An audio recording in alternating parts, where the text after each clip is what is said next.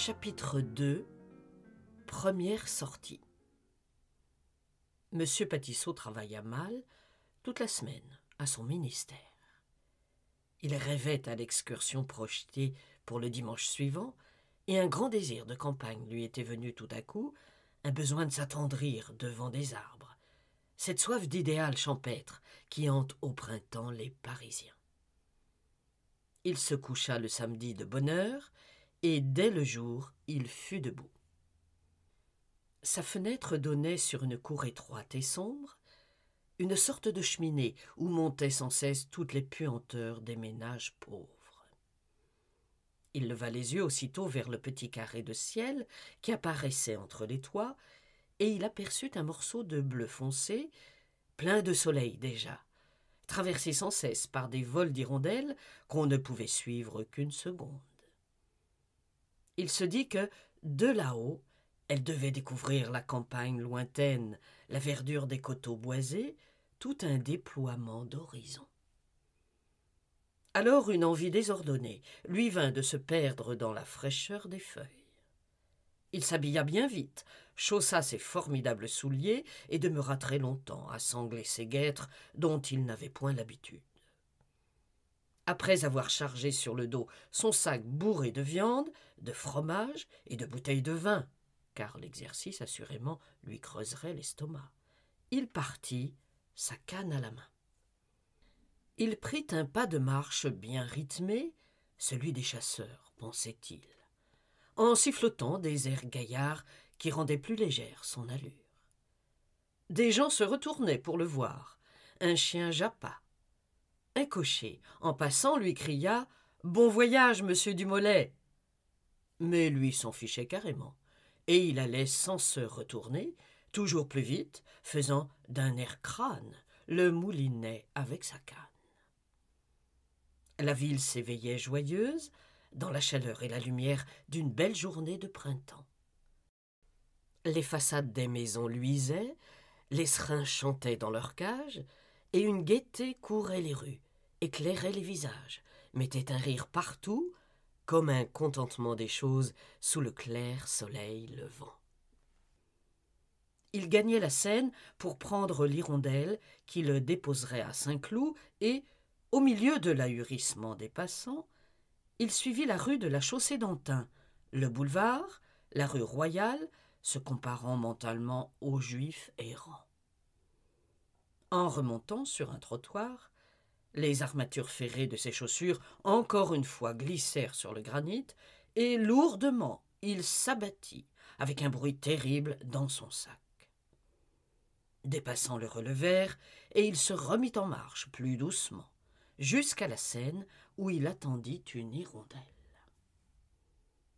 Là-bas, très loin, sous les ponts, il la vit apparaître, toute petite d'abord, puis plus grosse, grandissant toujours, et elle prenait en son esprit des allures de paquebot, comme s'il allait partir pour un long voyage, passer les mers, voir des peuples nouveaux et des choses inconnues. Elle accosta, et il prit place. Des gens endimanchés étaient déjà dessus, avec des toilettes voyantes, des rubans de chapeau éclatants et de grosses figures écarlates. Patissot se plaça tout à l'avant, debout, les jambes écartées, à la façon des matelots, pour faire croire qu'il avait beaucoup navigué. Mais, comme il redoutait les petits remous des mouches, il s'arc-boutait sur sa canne, afin de bien maintenir son équilibre. Après la station du Point du Jour, la rivière s'élargissait, tranquille sous la lumière éclatante. Puis, lorsqu'on eut passé entre deux îles, le bateau suivit un coteau tournant dont la verdure était pleine de maisons blanches. Une voix annonça le Bas-Meudon, puis Sèvres, enfin Saint-Cloud, et Patissot descendit. Aussitôt sur le quai, il ouvrit sa carte de l'état-major pour ne commettre aucune erreur. C'était du reste très clair. Il allait par ce chemin trouver la Selle, tourner à gauche, obliquer un peu à droite et gagner par cette route Versailles, dont il visiterait le parc avant dîner.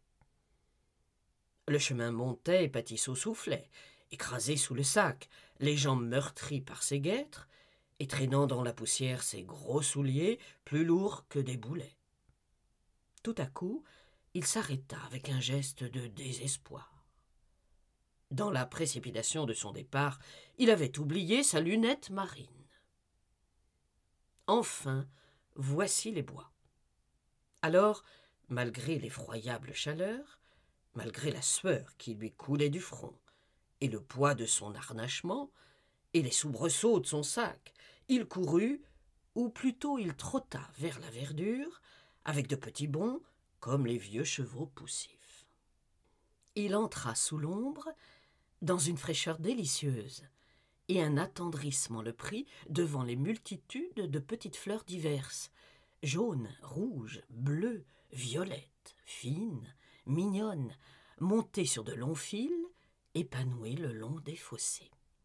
Des insectes de toutes couleurs, de toutes les formes, trapus, allongés, extraordinaires de construction, des monstres effroyables et microscopiques, faisaient péniblement des ascensions de brins d'herbe qui ployaient sous leur poids. Et Patisso admira sincèrement la création. Mais, comme il était exténué, il s'assit. Alors il voulut manger. Une stupeur le prit devant l'intérieur de son sac. Une des bouteilles s'était cassée, dans sa chute assurément, et le liquide, retenu par l'imperméable toile cirée, avait fait une soupe au vin de ses nombreuses provisions. Il mangea cependant une tranche de gigot bien essuyée, un morceau de jambon, des croûtes de pain ramollies et rouges, en se désaltérant avec du bordeaux fermenté, couvert d'une écume rose désagréable à l'œil. Et quand il se fut reposé plusieurs heures, après avoir de nouveau consulté sa carte, il repartit. Au bout de quelque temps, il se trouva dans un carrefour que rien ne faisait prévoir. Il regarda le soleil, tâcha de s'orienter, réfléchit, étudia longtemps toutes les petites lignes croisées qui, sur le papier, figuraient des routes, et se convainquit bientôt qu'il était absolument égaré. Devant lui s'ouvrait une ravissante allée dont le feuillage un peu grêle laissait pleuvoir partout, sur le sol, des gouttes de soleil qui illuminaient des marguerites blanches cachées dans les herbes. Elle était allongée interminablement et vide et calme. Seul un gros frelon solitaire et bourdonnant la suivait, s'arrêtant parfois sur une fleur qu'il inclinait et repartant presque aussitôt pour se reposer encore un peu plus loin. Son corps énorme semblait en velours brun rayé de jaune, porté par des ailes transparentes et démesurément petites. Patisso l'observait avec un profond intérêt, quand quelque chose remua sous ses pieds. Il eut peur d'abord, et sauta de côté. Puis, se penchant avec précaution, il aperçut une grenouille, grosse comme une noisette, qui faisait des bonds énormes. Il se baissa pour la prendre, mais elle lui glissa dans les mains. Alors, avec des précautions infinies, il se traîna vers elle, sur les genoux, avançant tout doucement, tandis que son sac sur son dos semblait une carapace énorme et lui donnait l'air d'une grosse tortue en marche. Quand il fut près de l'endroit où la bestiole s'était arrêtée, il prit ses mesures, jeta ses 2 mains en avant, tomba le nez dans le gazon, se releva avec 2 gros poignets de terre et point de grenouille. Il eut beau chercher, il ne la retrouva pas. Dès qu'il se fut remis debout, il aperçut là-bas très loin 2 personnes qui venaient vers lui en faisant des signes.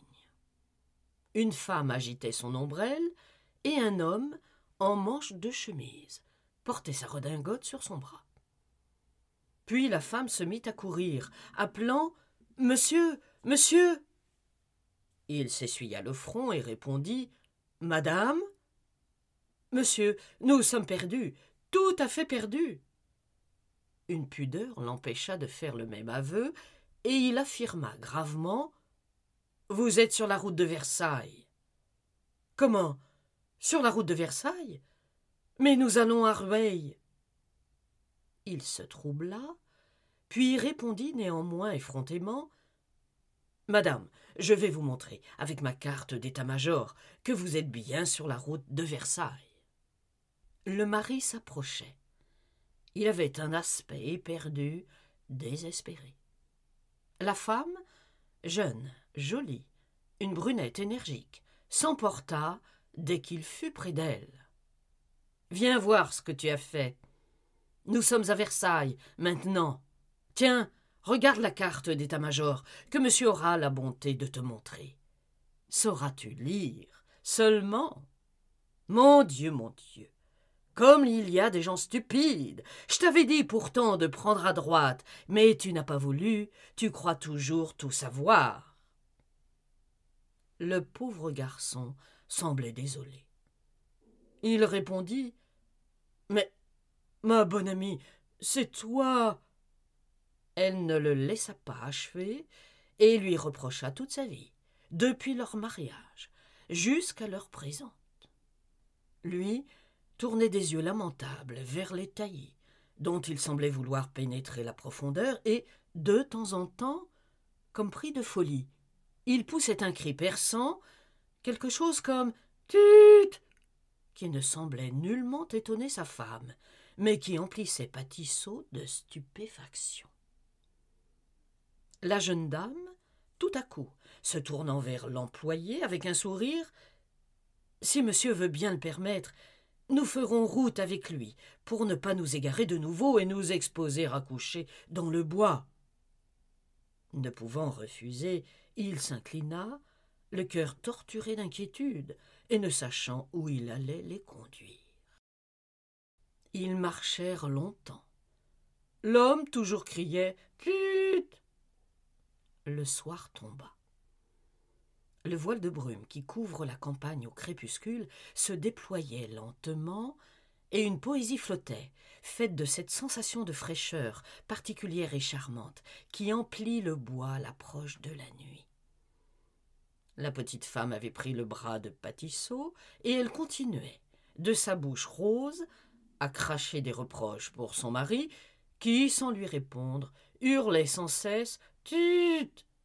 de plus en plus fort. Le gros employé, à la fin, lui demanda: « Pourquoi criez-vous comme ça ?» L'autre, avec des larmes dans les yeux, lui répondit: « C'est mon pauvre chien que j'ai perdu. » « Comment? Vous avez perdu votre chien? » « Oui, nous l'avions élevé à Paris. Il n'était jamais venu à la campagne, et quand il a vu des feuilles, il fut tellement content qu'il s'est mis à courir comme un fou. Il est entré dans le bois, et j'ai eu beau l'appeler, il n'est pas revenu. Il va mourir de faim là-dedans. » La femme haussait les épaules. « Quand on est aussi bête que toi, on n'a pas de chien. » Mais il s'arrêta, se tâtant le corps fiévreusement. Elle le regardait.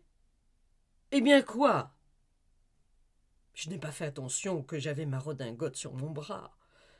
J'ai perdu mon portefeuille.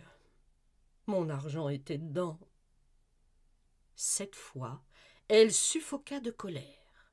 « Eh bien, va le chercher. » Il répondit doucement: « Oui, mon ami, où vous retrouverai-je? » Patissot répondit hardiment: « Mais à Versailles. » Et, ayant entendu parler de l'hôtel des Réservoirs, il l'indiqua. Le mari se retourna et, courbé vers la terre, que son œil anxieux parcourait, criant « Tut !» à tout moment, il s'éloigna. Il fut longtemps à disparaître. L'ombre plus épaisse l'enveloppa, et sa voix encore, de très loin, envoyait son « Tut !» lamentable, plus aigu à mesure que la nuit se faisait plus noire et que son espoir s'éteignait. Patissot fut délicieusement ému quand il se trouva seul, sous l'ombre touffue des bois, à cette heure langoureuse du crépuscule, avec cette petite femme inconnue qui s'appuyait à son bras. Et, Pour la première fois de sa vie égoïste, il pressentit le charme des poétiques amours, la douceur des abandons et la participation de la nature à nos tendresses qu'elle enveloppe. Il cherchait des mots galants qu'il ne trouva pas d'ailleurs. Mais une grande route se montra, des maisons apparurent à droite. Un homme passa. Patisseau, tremblant, demanda le nom du pays. Bougival. Comment? Bougival. Vous êtes sûr? Parbleu, j'en suis. La femme riait comme une petite folle. L'idée de son mari perdu la rendait malade de joie. On dîna au bord de l'eau, dans un restaurant champêtre.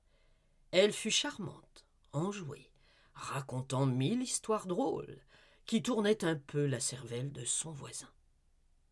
Puis, au départ, elle s'écria « Mais j'y pense, je n'ai pas le sou, puisque mon mari a perdu son portefeuille. » Patisseau s'empressa, ouvrit sa bourse, offrit de prêter ce qu'il faudrait, tira un louis, s'imaginant qu'il ne pourrait présenter moins. Elle ne disait rien, mais elle tendit la main, prit l'argent, prononça un « merci » grave, qu'un sourire suivit bientôt, noua en minaudant son chapeau devant la glace, ne permit pas qu'on l'accompagnât, maintenant qu'elle savait où aller, et partit finalement comme un oiseau qui s'envole, tandis que Patisseau, très morne, faisait mentalement le compte des dépenses de la journée. Il n'alla pas au ministère le lendemain, tant il avait la migraine.